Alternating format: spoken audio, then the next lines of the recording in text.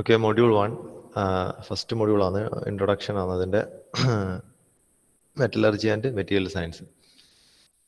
അപ്പോൾ ലെറ്റ് സ്റ്റുഡൻസിനും കൂടി മനസ്സിലാവുന്ന രീതിയിലായിരിക്കും ഞാൻ ആദ്യം സ്റ്റാർട്ട് ചെയ്യുന്നത്, കാരണം ഫസ്റ്റ് മൊഡ്യൂളിൻ്റെ റിവിഷനാണ്. So we are discussing about the different types of engineering materials and the metallurgy. Okay, ഇപ്പോൾ നമുക്ക് ആക്കി വെച്ചാൽ ഡിഫറെൻറ്റ് മെറ്റീരിയൽസ് അല്ലെങ്കിൽ ഡിഫറെൻറ്റ് നമുക്ക് വേണ്ട ഡിഫറെൻറ്റ്. ഇപ്പോൾ ഫോർ എക്സാമ്പിൾ ഒരു പെൻസിൽ സ്റ്റാർട്ട് ചെയ്തത് അങ്ങനെ അല്ലേ, pencil manufacturing. So what are the different materials required for the manufacturing of a pencil? എത്രയാണ് ഒരു പെൻസിലിന് എത്ര വേണ്ടി വരും അല്ലേ? സോ ഈവൺ എ സിമ്പിൾ പെൻസിലിന് നമുക്കറിയാം 4 to 5 different materials are there അല്ലേ. വുഡ് ഉണ്ട്, graphite is there, metal strip ഉണ്ടോന്ന് അല്ലേ, ഇറേസർ റബ്ബർ ഉണ്ടെങ്കിൽ eraser is there, paint is there. So different materials. Four a car there will B hundreds or thousands of material will be there, different materials will be there.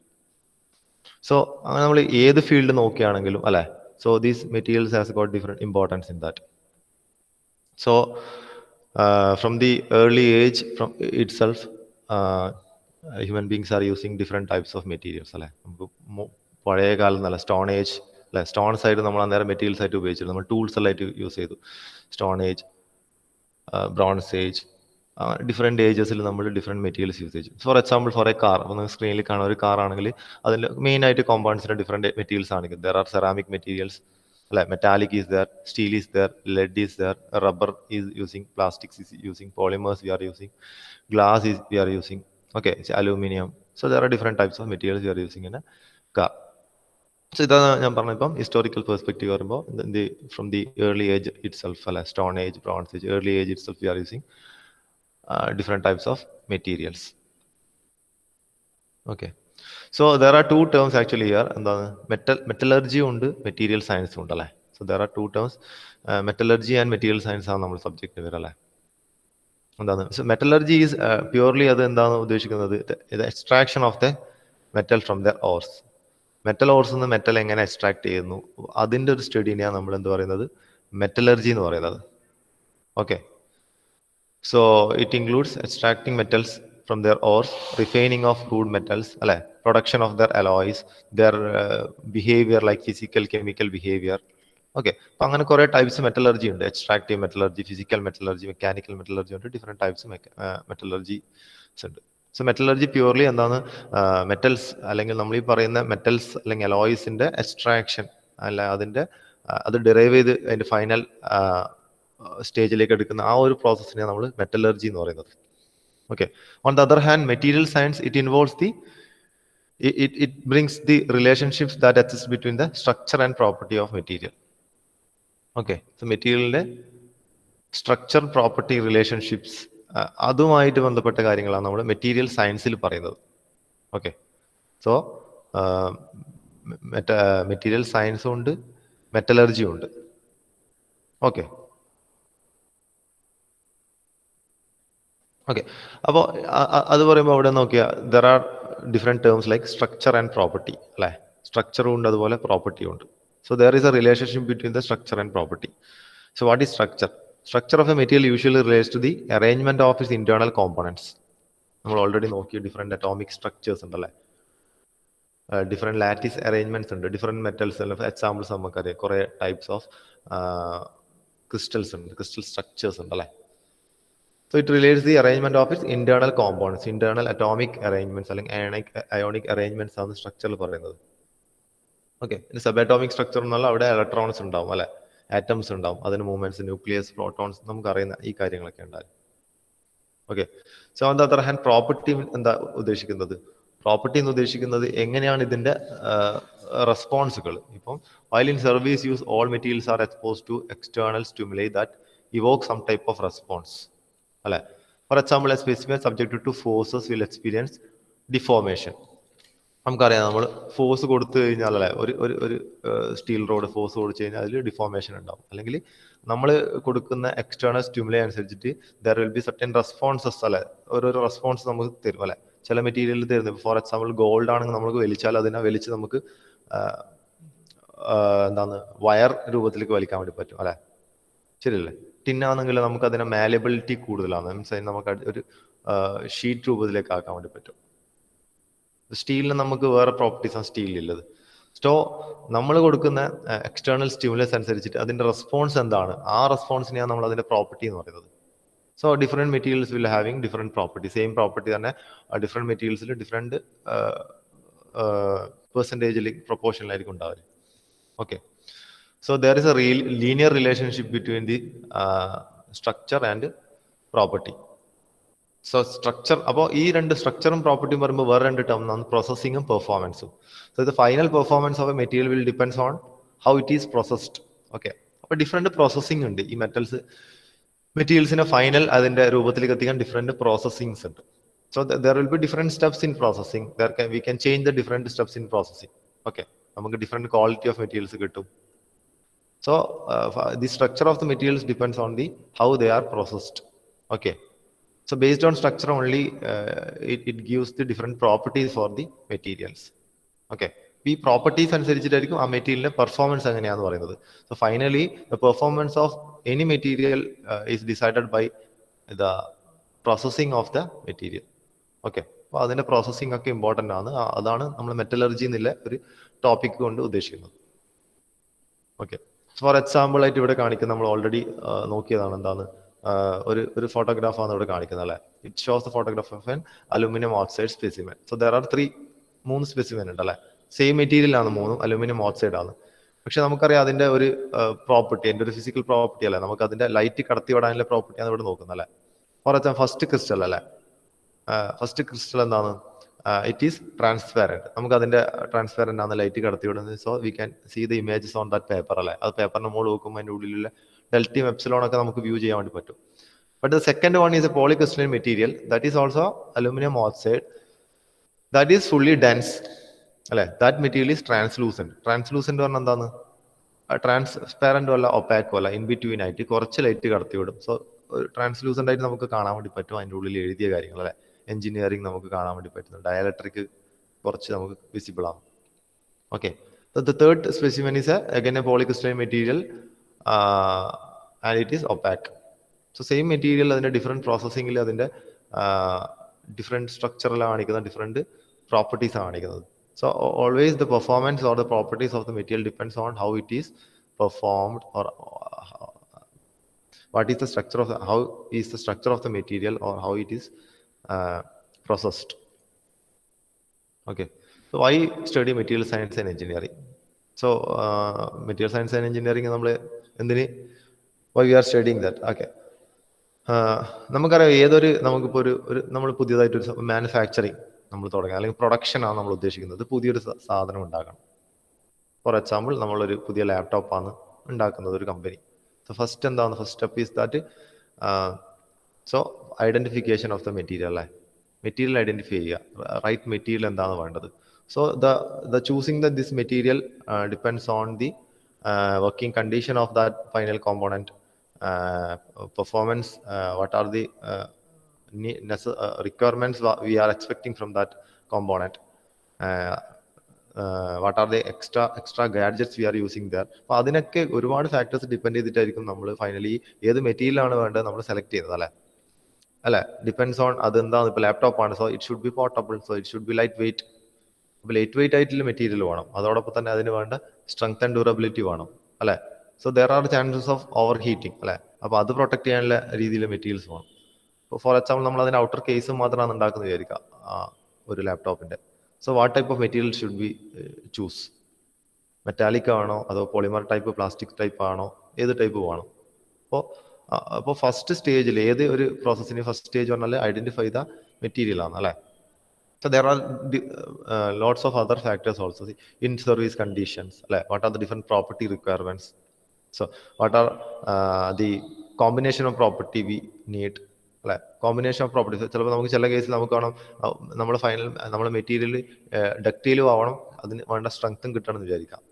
But strength and ductility are different opposite properties അല്ലെ. Strength കൂടുതൽ കിട്ടുന്ന ഒരു മെറ്റീരിയലിന്റെ ductility കുറവായിരിക്കും. നേരെ മറിച്ച് ductility നല്ലോണം ഉള്ള ഒരു മെറ്റീരിയലിന്റെ സ്ട്രെങ്ത് കുറവായിരിക്കും. So there is A trade of അവിടെ ഉണ്ട്. അപ്പോൾ നമ്മൾ അതിൽ നിന്ന് സ്യൂട്ടബിൾ ആയത് ചൂസ് ചെയ്യണം അല്ലെ. നമുക്ക് നല്ല പവറുള്ള ഒരു വണ്ടി വേണമെങ്കിൽ അതിന്റെ മൈലേജ് കുറവായിരിക്കും. മൈലേജ് നല്ലതില്ല അങ്ങ് പവർ കുറവായിരിക്കും. അപ്പോൾ നമ്മൾ എപ്പോഴും ചൂസ് ചെയ്യുന്നത് ഇൻ ബിറ്റ്വീൻ അല്ലെ. ഒരു ഇടത്തരക്കാരൊക്കെ എന്താ സാധാരണ നമ്മൾ രണ്ട് മൈലേജും അതുപോലെ തന്നെ പവറും രണ്ടും കിട്ടുന്ന രീതിയിൽ ഒരു വണ്ടിയാണ് നമ്മൾ സെലക്ട് ചെയ്യുന്നത്. So there is a trade off between that strength and ductility. അതുപോലെ തന്നെ any deterioration of material property that may occur during service operation. Okay, ചിലപ്പോൾ മെക്കാനിക്കൽ സ്ട്രെങ്ത് കുറയാം ഓരോ ടൈം അനുസരിച്ചിട്ട്. അതുപോലെ തന്നെ operating condition, elevated exposure to higher temperature ആണോ, അതുപോലെ എക്സ്പോസ് ടു കൊറോസീവ് എൻവയൺമെന്റ്സ് ആണോ, അല്ലെങ്കിൽ expose to other solvents or acids ആണോ, ഇതൊക്കെ നമ്മൾ ചെക്ക് ചെയ്യണം അല്ലെ. സോ ബേസ്ഡ് ഓൺ ദാറ്റ് നമുക്ക് ഇതൊക്കെ മനസ്സിലാക്കിയിട്ടുള്ള മെറ്റീരിയൽസ് നമുക്ക് ചൂസ് ചെയ്യണം അല്ലെ. So if you need to choose such materials we need to know about the materials in detail. നമുക്ക് മെറ്റീരിയൽസിനെ കുറിച്ചിട്ട് ഡീറ്റെയിൽ ആയിട്ട് അറിയെങ്കിൽ മാത്രമേ, അല്ലെങ്കിൽ ഒരു മെറ്റീരിയൽ സയൻസ് എഞ്ചിനീയർ ഒരു മെറ്റലർജി എഞ്ചിനീയറിന് മാത്രമേ ഇതിനെ കുറിച്ചിട്ട് ഡീറ്റെയിൽ ആയിട്ട് പറഞ്ഞു കൊടുക്കാൻ വേണ്ടി പറ്റും അല്ലെ. സോ നമ്മൾ ഇത് പഠിച്ചാൽ മാത്രമേ നമുക്കത് പറഞ്ഞു കൊടുക്കാൻ വേണ്ടി പറ്റും. അപ്പോൾ ഏതൊരു ആപ്ലിക്കേഷൻ എടുത്തു കഴിഞ്ഞാൽ നമുക്ക് അവിടെ വേണ്ടുന്ന ഒരു മെറ്റീരിയൽ ആണല്ലേ. പറയാം, ഒരു ഹാൻഡ് ഡ്രില്ലർ നമ്മൾ ഉണ്ടാക്കും, അപ്പോൾ നമ്മൾ ചൂസ് ചെയ്യുന്ന അവിടെ ഏത് മെറ്റീരിയൽ യൂസ് ചെയ്യുന്നതാണ്. കുറേ മെറ്റീരിയൽസ് യൂസ് ചെയ്യുന്നത്, ഞാൻ പറഞ്ഞ ഒരു പെൻസിലിന് തന്നെ we are using different materials. Okay, so the study of material science is important. So materials നോക്കിയാൽ there are different types of materials അല്ലേ. മെറ്റീരിയൽ ക്ലാസിഫിക്കേഷൻ ഒരു ഇമ്പോർട്ടൻറ്റ് ക്വസ്റ്റ്യൻ ആണ്, അത് ജനറൽ ക്വസ്റ്റ്യൻ ആണ്. What are the classification of engineering materials. നമുക്കറിയാം metals ഉണ്ട്, non metals, polymers, ceramics, already നമ്മൾ discuss ചെയ്താണ് ഇതൊക്കെ അല്ലേ. കോമ്പോസിറ്റ്സ്, ദെൻ സ്മാർട്ട് മെറ്റീരിയൽസ് അല്ലേ, ബയോ മെറ്റീരിയൽസ്, ടൈറ്റാനിയം അലോയ്സ് ഒക്കെ നോക്കി ബയോ മെറ്റീരിയൽസ് ആണ്.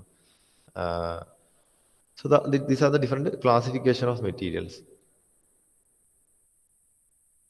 എഞ്ചിനീയറിംഗ് മെറ്റീരിയൽസിനാണ് ഇത് ഒരു ടെക്സ്റ്റ് ബുക്കിന്റെ ഫിഗർ ആണ്. ഡിഫറെന്റ് ടൈപ്സ് ഓഫ് ക്ലാസിഫിക്കേഷൻസ് ഉണ്ട്. മെറ്റൽസ്, പ്ലാസ്റ്റിക്സ്, അതിൽ തന്നെ മെറ്റൽസിൽ തന്നെ എന്താണ് ferrous and non ferrous metals ഉണ്ട്. നോൺ മെറ്റൽസിൽ വരുന്ന ബാക്കിയുള്ള പ്ലാസ്റ്റിക്സ് ഉണ്ട്, തെർമോ പ്ലാസ്റ്റിക്സ് ഉണ്ട്, തെർമോ സെറ്റ്സ് ഉണ്ട്, ceramics, composites, modern engineering materials, അങ്ങനെ ഒരുപാട് ക്ലാസിഫിക്കേഷൻസ് ഉണ്ട്. Okay, next one is atomic structure.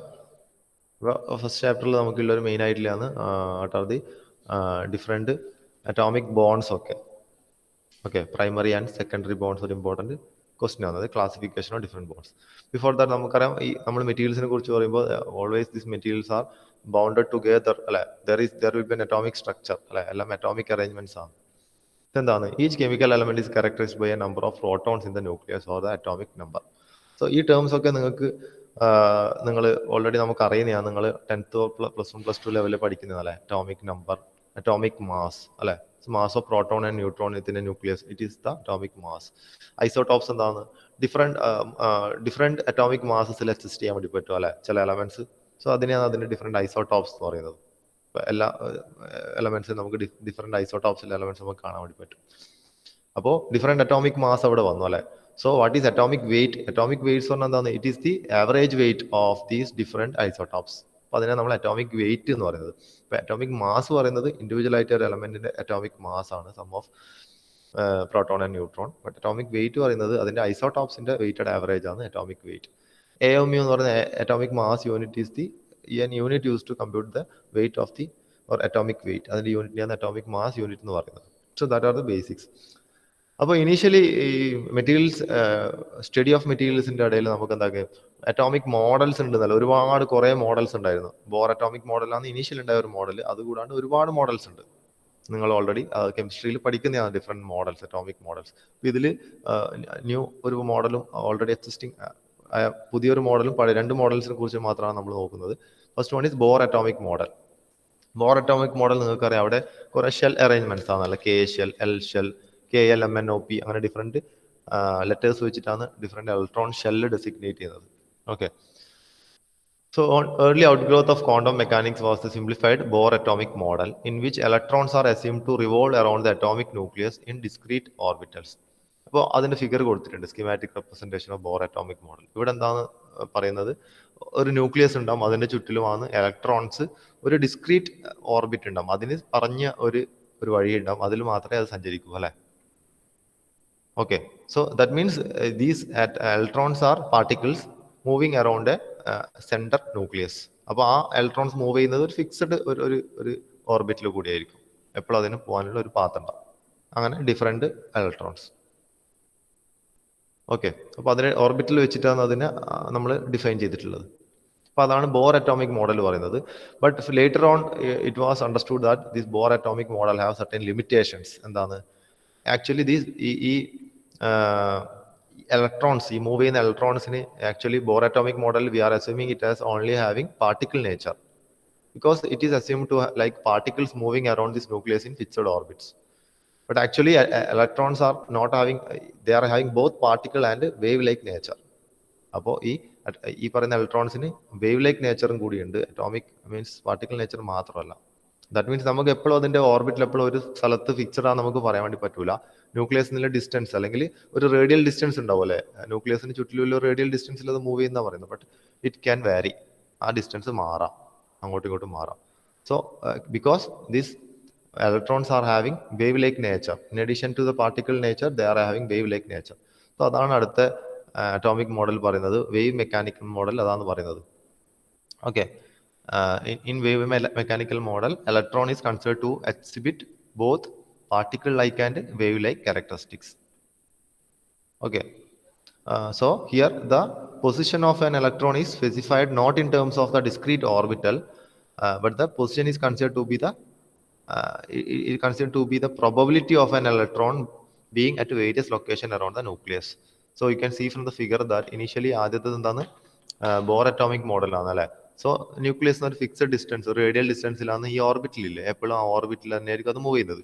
But അപ്പൊ അതിന്റെ ഫിഗർ നിങ്ങൾ നോക്കിയേ, അതൊരു ഇവിടെ ഉള്ള ഒരു ബാൻഡ് പോലെ അല്ലെ, ഈ ഒരു പൊസിഷനിലാണ് ഇപ്പോൾ അതിന്റെ ഇപ്പോൾ ഉള്ള ഇലക്ട്രോണിന്റെ പൊസിഷൻ പറയുന്നത് ഈ ഒരു ചെറിയ ബാൻഡിൽ ഈ ഒരു പൊസിഷനിലാണ് ഉള്ളത്.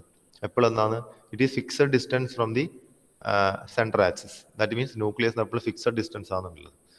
ഈ ഒരു പൊസിഷനിൽ ഇലക്ട്രോൺ എത്തുമ്പോൾ അതിന്റെ ഡിസ്റ്റൻസ് ഫിക്സഡ് ആയിരിക്കും.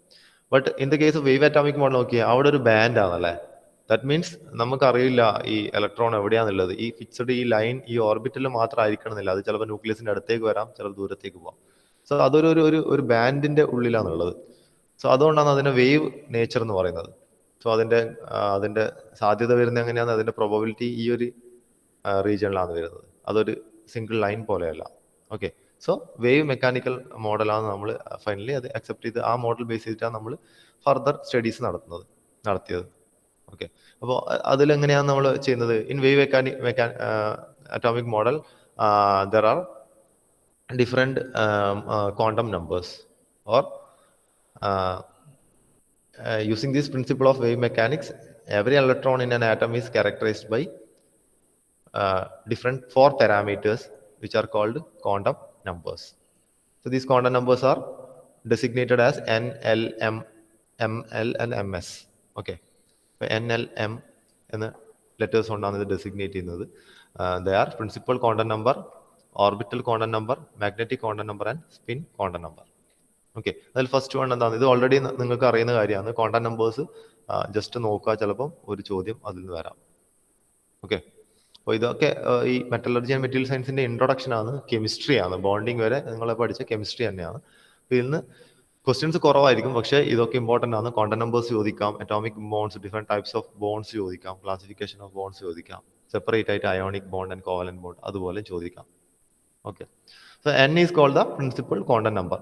It is related to the energy of an electron in a particular state. So energy ആണ് പ്രിൻസിപ്പൽ ക്വാണ്ടം നമ്പർ റെപ്രസെന്റ് ചെയ്യുന്നത്. 1 2 3 4 5 എന്നുള്ള നമ്പേഴ്സ് 1 2 3 4 5 എന്ന രീതിയിലാണ് Nന്റെ വാല്യൂ വരുന്നത്. So the larger the value of N, the farther away is the orbital from the nucleus. Okay, N എന്ന് ഉദ്ദേശിക്കുന്നത് എത്ര ദൂരത്താണ് ഈ ഇലക്ട്രോൺ ഓർബിറ്റിൽ ഇല്ല എന്നാണ്, ന്യൂക്ലിയസിന് എത്ര ദൂരത്തിലാണ് ഇലക്ട്രോൺ ഓർബിറ്റിൽ ഉള്ളതെന്നാണ് ഉദ്ദേശിക്കുന്നത്. Then is orbital angular momentum quantum number. So it is represented by L. Okay, it is related to the shape of the orbital. Okay, അതുപോലെ തന്നെ മാഗ്നറ്റിക് ക്വാണ്ടം നമ്പർ എന്ന് പറഞ്ഞാൽ it defines the spatial orientation or the arrangement of the electron. Okay, and spin quantum number it defines the spin of the electron. അത് positive ആണോ negative ആണോ. Okay, so +1/2 ആവാം, -1/2 ആവാം. പക്ഷെ ബോർ അറ്റോമിക് മോഡൽ എങ്ങനെയായിരുന്നു? The main electron shells are designated by K, L, M, N, O, P and Q with the principal quantum number N is equal to 1 2 3 4 5 6 and 7. നിങ്ങൾക്ക് അറിയുന്നതാണ് bore atomic model, നിങ്ങൾ പഠിച്ചിട്ടുണ്ടാവും. Okay, അപ്പോൾ quantum numbers എന്താണ്? 4 quantum numbers ഉണ്ട്. അതിന്റെ 1 or 2 സെന്റൻസിൽ ഓരോ quantum നമ്പറും പഠിച്ചു നോക്കുക. Okay, So next one is atomic bonding. നമുക്കറിയാം ആറ്റംസ് തമ്മിൽ ബോണ്ടിങ് ഉണ്ടല്ലോ, അറ്റോമിക് ബോണ്ടിങ് ഉണ്ട്. അപ്പോൾ മെറ്റീരിയൽസ് എന്ന് വെച്ചാൽ നമുക്ക് എന്താണ് ഡിഫറെന്റ് ഫേസസിൽ എക്സിസ്റ്റ് ചെയ്യാം. It can be solid, liquid or gaseous phase. There all are these atoms are bonded together. They have a particular amount of bonding അല്ലെ. ഈ ബോണ്ടിങ് കൂടുതൽ സോളിഡ്സിലായിരിക്കും, കുറവ് ഗ്യാസസിലായിരിക്കും. Okay, so all these materials, solid materials. അപ്പോൾ നമ്മൾ മെയിനായിട്ട് ഇവിടെ മെറ്റൽസിനെ കുറിച്ചിട്ടാണ് നോക്കുന്നത്. സോളിഡ് മെറ്റീരിയൽസ് ആണ്. They are composed of very large number of atoms that are closely packed together in some manner. So once ഒരു ഫൈനൽ ഇക്വിലിബ്രിയം സ്റ്റേറ്റിലാണ് ഇപ്പോൾ എല്ലാ ആറ്റംസ് ഉള്ളത്. So there will be an equilibrium സ്റ്റേറ്റിലായിരിക്കും ഡിഫറെന്റ് ആറ്റംസ് തമ്മിലുള്ള force ഇല്ലല്ലേ. So atoms പരസ്പരം ആറ്റംസിന് എന്തൊക്കെ ഉണ്ടാവും? രണ്ട് ടൈപ്പ് ഫോഴ്സ് ഉണ്ടാവും അല്ലെ. It can be attractive or repulsive force. അപ്പോൾ ഫൈനലിലുള്ള ഒരു പൊസിഷനിൽ അത് അതിന്റെ ഇക്വിലിബ്രിയം പൊസിഷനിലാണ് ഉണ്ടാവുക.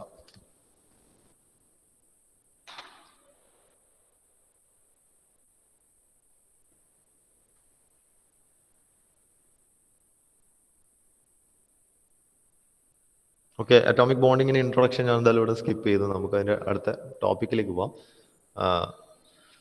Based on these atomic arrangements, അപ്പോൾ നമ്മൾ അതിന്റെ ഡിഫറെന്റ് ബോൺസ് ഉണ്ടല്ലേ, ഏതൊക്കെ ബോൺസ് ആണ് ഈ പറയുന്ന നമ്മൾ മെറ്റീരിയൽസിൽ ഉണ്ടാവുന്നതെന്നാണ് നമ്മൾ നോക്കുന്നത്. This is an important topic, bonds in materials. Actually these bonds in material are classified into two types: primary bonds and secondary bonds. The primary bond is an interatomic bond, and it is strong and more stable. Okay, ionic, this primary bonds, there are three types of primary bonds: ionic bond, covalent bond and metallic bond. Okay, important ആണ്. ഇതിൽ primary ബോണ്ടാണ് കൂടുതൽ important. Classification bonds എല്ലാവരും നിർബന്ധമായിട്ട് പഠിക്കണം. വിത്ത് figure, അത് SA type question ആയിട്ട് വരാം. So ionic bond. Ionic bond is always found in compounds that are composed of both metallic and non-metallic elements. Okay, they are composed of both metallic and non-metallic elements. Example ആണ് sodium chloride. NaCl is an example for ionic bond. Okay, so in the case of an NaCl, ഇപ്പം നോക്കിക്കഴിഞ്ഞാൽ നമുക്കറിയാം sodium അല്ല atom, chlorine atom ഉണ്ട്.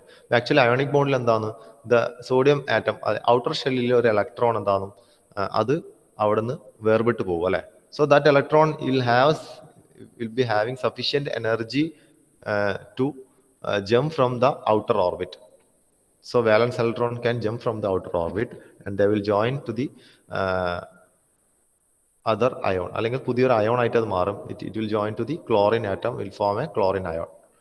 So sodium atom ഒരു atom ഒരു electron lose ചെയ്തു. So sodium will become positively charged and the chlorine which accept this valence electron will become negative charged. അപ്പോൾ ഇവിടെ എന്താണ്, അയോണിക് ബോണ്ടിങ്ങിൽ ഷെയറിങ് എന്ന പരിപാടിയല്ല. ആക്ച്വലി ഇത് വാലൻസ് ഇലക്ട്രോൺ ജമ്പ് ചെയ്തിട്ട് അടുത്ത ഒരു ആറ്റത്തിലേക്ക് പോവുകയാണ് ചെയ്യുന്നത് അല്ലെ. സോ അയോണിക് ബോണ്ടിന് എക്സാമ്പിൾ ആണ് സോഡിയം ക്ലോറൈഡ്. അപ്പോൾ ഇവിടെ എന്താ സംഭവിക്കുന്നത്, ഹിയർ ദി സോഡിയം Na അല്ലെ, sodium atom gives away an electron to chlorine atom.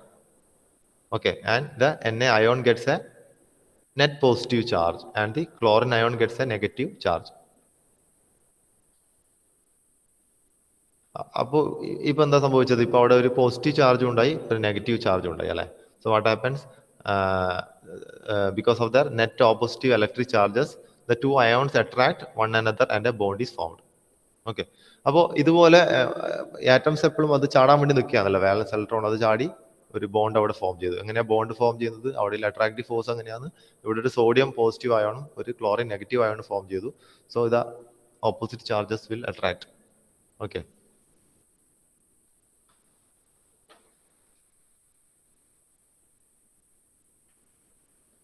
so second one is covalent bond. Okay, ഇപ്പോൾ കോവലന്റ് ബോണ്ട് അഡ്ജസ്റ്റ് ചെയ്യുന്നത് ഇപ്പോൾ നമ്മൾ പീരിയോഡിക് ടേബിൾ നോക്കിയാൽ അവിടെ central group of atoms the periodic table usually shows the covalent behaviour. So ഈ covalent ബോണ്ടിൽ എപ്പോഴും എന്താണ് ഇവിടെ നടക്കുന്നത്, ഷെയറിംഗ് ആണ്. Actually the atoms will be, the വാലൻസ് electrons will be shared between the two atoms. Okay, എന്തുകൊണ്ടാണ് അങ്ങനെ ഷെയർ ചെയ്യുന്നത്, actually ആറ്റംസിന് jump ചെയ്യണമെങ്കിൽ എന്താണ്, it should require sufficient energy. Okay, the energy required to remove all the valence electron is too large.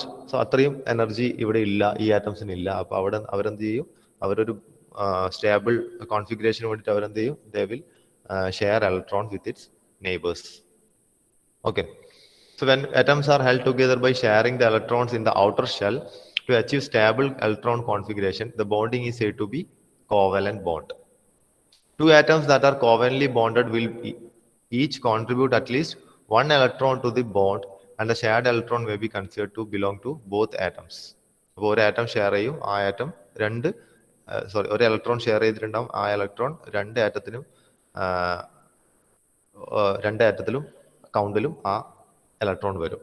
Okay. So covalent bonds are more common in liquids and gases rather than in solids. Only very few solids are bond together by covalent bonds. അപ്പോൾ predominant ആയിട്ട് covalent bond exist ചെയ്യുന്നത് ലിക്വിഡ്സിലും ഗ്യാസസിലുമാണ്. Okay. മെയിനായിട്ട് കുറച്ച് സോളിഡ്സിൽ മാത്രമേ ഈ covalent bond ഉള്ളൂ. അപ്പോൾ ഇവിടെ ബോണ്ട് എക്സിസ്റ്റ് ചെയ്യുന്നത് ബൈ ഷെയറിംഗ് ആണ്. ഇപ്പം എക്സാമ്പിൾ ആയിട്ട് നിങ്ങൾക്ക് കുറേ എക്സാമ്പിൾസ് ഉണ്ട്. Cl2 chlorine molecule, HF hydrogen fluoride and CH4. ഇവിടെയൊക്കെ ഏത് കോവലന്റ് ടൈപ്പ് ബോണ്ടാണ് എക്സിസ്റ്റ് ചെയ്യുന്നത്. നമുക്ക് നോക്കിയാൽ അറിയാം ക്ലോറിൻ്റെ കേസിൽ. അപ്പോൾ ഇവിടെ നിങ്ങൾക്കറിയാം ക്ലോറിൻ്റെ കേസിൽ നോക്കിക്കഴിഞ്ഞാൽ എത്രയാണ്, അവിടെ 7 ഇലക്ട്രോൺ ആണ് വാലൻസിലുള്ളത് അല്ലേ. സ്റ്റേബിൾ കോൺഫിഗറേഷൻ 8 വേണം. അപ്പം എന്ത് സംഭവിക്കും, ഒരു ഇലക്ട്രോൺ രണ്ട് ക്ലോറിൻ ആറ്റവും തമ്മിൽ ഒരു ഇലക്ട്രോൺ ഷെയർ ചെയ്തിട്ട് രണ്ടിലും 8 വരും. അങ്ങനെ Cl2 എന്നുള്ളൊരു ഫോർമേഷനിൽ അത് എക്സിസ്റ്റ് ചെയ്യും. Same in the case of HF and CH4. ഇവിടെ ഇത് ഈ ഫിഗറിൽ C അല്ല, കംപ്ലീറ്റ് സെൻട്രൽ ആറ്റം മാത്രമാണ് കാർബൺ, റിമൈനിങ് എല്ലാം ഹൈഡ്രജൻ ആണ്. C ആൻഡ് H4 ആണ്. ഓക്കെ. അപ്പോൾ കാർബണിന്റെ ഔട്ടർ ഷെല്ലിൽ 4 ഇലക്ട്രോൺ ആണുള്ളത്. ആ 4 ഇലക്ട്രോണും ചുറ്റിലുള്ള 4 ഹൈഡ്രജൻ ആറ്റവുമായിട്ട് ഓരോ ഇലക്ട്രോൺ ഷെയർ ചെയ്തിട്ട് ടോട്ടൽ എന്തായി 8 ആയി മാറി. ഓക്കെ. അങ്ങനെ അതൊരു സ്റ്റേബിൾ കോൺഫിഗറേഷനിലേക്ക് CH4. ഇതൊക്കെയാണ് കോവലന്റ് ബോണ്ടിന്റെ എക്സാമ്പിൾ ആയിട്ട് വരുന്നത്. So the third one is, in the case of ionic bond, third one is metallic bond. So this is a type of bonding found in metals and their alloys. അപ്പോൾ മെറ്റൽസിൽ സാധാരണയായിട്ട് നമുക്ക് കണ്ടുവരുന്ന bonding ആണ് metallic bond. Okay. So ionic bond is there, covalent bond is there, metallic bond is there. Metallic materials have 1, 2 or at the most 3 valence electrons. അപ്പോൾ more than 1 valence electrons ഉണ്ടാവും. So these valence electrons will be having sufficient energy or they are free to move. Okay. So these valence electrons are not bound to any particular atom in the solid and are more or less free to drift throughout the entire metal. Okay. അപ്പോൾ ഈ വാലൻസ് electrons ഒക്കെ ഇപ്പോൾ ഒരു negative charge അല്ലെ, കുറേ negative charges are free to move in that area, in that region. So these free electrons require only a very small amount of energy to detach themselves from their nuclei. Hence, even at room temperature, the metal atoms lose the electrons in the valence shell. The free electrons then form what is known as an electron cloud around the remaining non-valence electrons and the nuclei. അപ്പോൾ ഇവിടെ എന്ത് സംഭവിക്കുന്നു, ഈ വാലൻസ് electrons അല്ലെങ്കിൽ ഈ free ആയിട്ട് detach ചെയ്ത് ഈ ഇലക്ട്രോൺസ് ഡിറ്റാച്ച് ചെയ്ത് കഴിഞ്ഞാൽ ബാക്കി അവിടെ എന്താ ഉണ്ടാല്, ഒരു പോസിറ്റീവ് ആയാണ് ഉണ്ടാല് അല്ലേ. ഒരു പോസിറ്റീവ് ആണല്ലേ ഉണ്ടാല്. കാരണം ഒരു ആറ്റത്തിൽ നിന്ന് ഒരു ഇലക്ട്രോൺ പോയി കഴിഞ്ഞാൽ അത് പോസിറ്റീവായി മാറി, അല്ലെങ്കിൽ ഒരുപാട് ആറ്റംസ് പോയാലും അത് പോസിറ്റീവായി മാറി. അപ്പോൾ ആക്ച്വലി എന്താണ്, ഇവിടെ ഒരു ഇലക്ട്രോൺ ക്ലൗഡ് ഉണ്ട്. Negative electron cloud will be surrounding a positive ion. So നമുക്ക് എന്താ ഇവിടെ കൺസിഡർ ചെയ്യാം, thus the metal may be considered as positive ions surrounded by a large number of free electrons forming the electron cloud. അപ്പോൾ എല്ലാ മെറ്റൽസിലും ഈ type ഒരു ബോണ്ടാണ് കാണുന്നത്. അപ്പോൾ നിങ്ങൾക്ക് ഫിഗറിൽ കാണുന്ന പോലെ there will be a negative electron cloud surrounding a positive ion. The electrostatic attraction between the positive ions and the negative electron cloud forms a bond which is known as the metallic bond. So this is the bond formation here. The electrostatic attraction force ആണ് ഇവിടുത്തെ bond. The electrostatic attraction between the positive ion and the negative electron cloud forms a bond which is known as the metallic bond. So here the electron gas acts as a glue to hold the ions together. Thus all the positively charged ions and all the free electron forming electron gas take part in forming the metallic bond. അപ്പോൾ അവിടെ അത് ഒട്ടിപ്പിടിച്ചിരിക്കും അല്ലെ, എന്താണ് ഈ positive അയോണും ഈ പറയുന്ന negative electron ക്ലൗഡും തമ്മിൽ ഒരു ഗ്ലൂ ആക്ഷൻ ഉണ്ടാവുന്നുണ്ട്. അങ്ങനെയാണ് അവിടെ ഒരു ബോണ്ടിങ് ഫോർമേഷൻ നടക്കുന്നത്.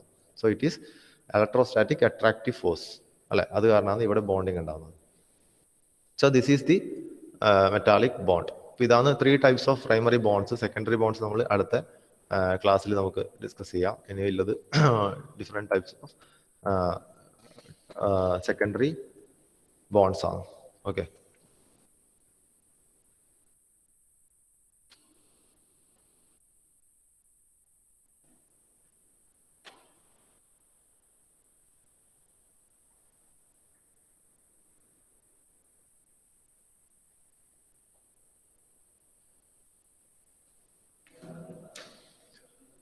അറ്റൻഡൻസ് ഒന്ന് എല്ലാവരും പറയണം.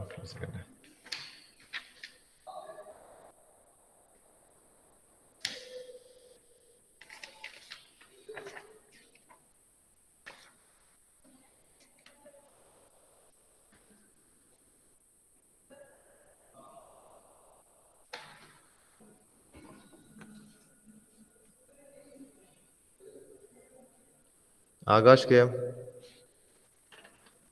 Sir.